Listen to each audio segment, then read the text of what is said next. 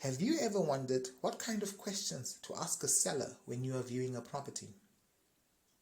It's true, sometimes we might get overwhelmed when the seller is showing us around because the property might be so beautiful and we just think, wow, oh, look at that, oh, look at this.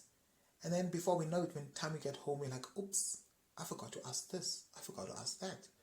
Then we have to go back to them now and ask some more questions. And whereas we could actually ask most of the questions on the first viewing. Obviously, it's important when you're asking these questions not to ask them like in a list form or like we're interrogating the seller, because that could probably put them off. But we could just like build rapport with the seller and then now and then throw these kind of questions in. So here are some tips for 10 essential questions to ask a seller when you're viewing a property. The first question is, who owns the property? Now this might seem like an obvious question, but it's very important because the person that is selling this property could possibly be selling the property on behalf of someone else. So it's possible that they don't actually have now the authority to negotiate a price with you. They will have to refer back to someone. Or maybe the seller is actually going through a divorce. And so whatever you agree with them, they've got to then go back to their partner or whoever they share the property with and then speak to them as well. And there's got to be like a total agreement because they probably both own the property. So you need to know that the person you're speaking to really owns the property. And they are the ones who've got the responsibility or they've got the authority to negotiate the price with you and agree the price with you. And the second question you can ask is, when did they buy the property? How long have they lived there? And the answer to this question can help you determine as to whether you can actually get a good discount on this property. For example, if they've lived there for, say, 20 years, you know then the mortgage is nearly paid up. Or at least a large chunk of it has been paid. So the seller could most likely be open to negotiation on the price. However, on the other hand, if they've only lived there for a year, that might make you think, why do they want to sell so soon after buying the property? So it's a very good question to ask as well. Then, how long have they lived there? Then we could ask a question. The third one is, are there any serious issues with the property? Now, you might not always get an honest answer here. However, some of these, if there are issues, most of them will get uncovered when a survey is done. But also, within the question, there could be issues such as, how is the neighbors? How's the neighborhood? Are there any antisocial issues there? They might just say, oh, the neighbors are fine, because obviously they want to sell the property. But if obviously you know that there's a bear, this area is not so good, and they tell you that, well, the neighbors are quite bad and they're actually being driven out by the neighbors, then chances are that you might face the same problem. That is obviously if that's of course if the neighbors are the ones who are an issue. Because sometimes it could be that the person that's selling the property is maybe the person that's maybe being antisocial. So maybe the neighbors are perfectly fine, because people might say, oh, the neighbors are bad. But when you then move in there or buy the property, you might find that actually it's a different case here. The neighbors are actually quite nice. And then a fourth question you could ask is this a freehold or a lease? Now, this might sound like an obvious kind of question to ask, but we'd be amazed how sometimes people can actually buy a property thinking that it's actually freehold, only to discover when signing the documents that it's actually leasehold. Now, not that there's anything wrong with the leasehold.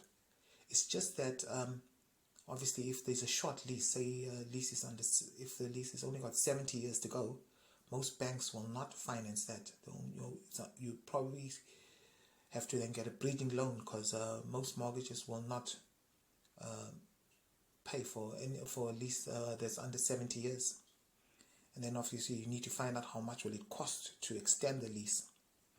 So that's a very important question to ask. And then a sixth question that you could ask is, why are you selling? Ask them why they're selling. And that's a genuine question, because from that answer you can determine as to their motivation. Maybe they're selling because they need to move closer to a family member that's living up in another part of the city that's not so well. They want to be close to that family member. Or maybe they're emigrating to another country. Or they could be downsizing. So we could then gauge their motivation. Because from that we need to know, that would then lead to the seventh question as to what is their time scale for moving. Do they need to move fast? So that we can also make sure that we act fast and we get our solicitors and our mortgage all quick in order so as to accommodate them. And that also could help us in terms of getting a proper discount, because we could tell them we could offer to make a quick purchase, probably by getting like a bridging loan, and by doing that we could then offer them to give them a discounted price, because we can make the move swift and quick for them so that they can then get on with their lives. So it's very important to ask the seller then what their timescales are. And then the eighth question you could ask is, what is the minimum amount that they are willing to accept? Now, obviously this is different from what the selling price is. The minimum amount is something that they will not go below. For example, say the property is going for 200,000, and if they say to you the minimum amount they will accept is 180,000, then obviously it makes no sense to offer them 140, to come up with an offer of 140,000, because they would take that as an insult. But you could come up with maybe say 175. Then you tell them you could play around there, 175, 170, 180, and say, I know you said 180 is the minimum you will accept, but I have to do this, I have to, tell them I have to maybe refurbish this bit there, and there's an issue with that there, so let's take 170. And that's, at least you respect them. It's a win-win for the both of you. But it's not like you want to take advantage of somebody by then offering a very, very low, ridiculous price. And finally, ninth question is asking, like, are there any major works that have been done to the property? It's very important, if there have been any works done here, that we then see the documentation for what kind of works have been done, because we need to make sure that these have been done to the regulations. Because if they have not, then we will possibly then incur some costs in having to demolish buildings that or extensions that were not done properly. And finally, one of my favorite ones is ask the seller for their number.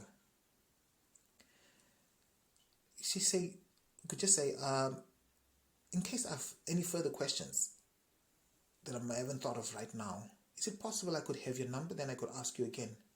Now, it really helps to have a seller's number, because it's not like you're going to then cut out the agent if there's an agent involved, but rather you could then negotiate. You could then continue building this rapport with the seller, texting them, messaging them, and then negotiating the price, and keeping them up to date. And always updated on what's happening. So when you put your offer through to them, you send them the offer, tell them, you know what, I've thought about the property. It was nice. Thank you so much for showing me around. But what I can offer you is only so much. And if they agree to that price, then you say, okay, fine. I'm going to go then speak to the agent. I'll email the agent and tell them that I've spoken to you and that we've agreed on this price. And then you will find that because you've now built this relationship with the seller, if someone else then comes up with another offer, they might decide no, they want to stick with you because they know you've built this relationship with them, you're constantly keeping them updated with what's happening. So those are the tips on the best kind of questions to ask when you're viewing a property. Hope you use them, and I hope you find them useful as well. Take care.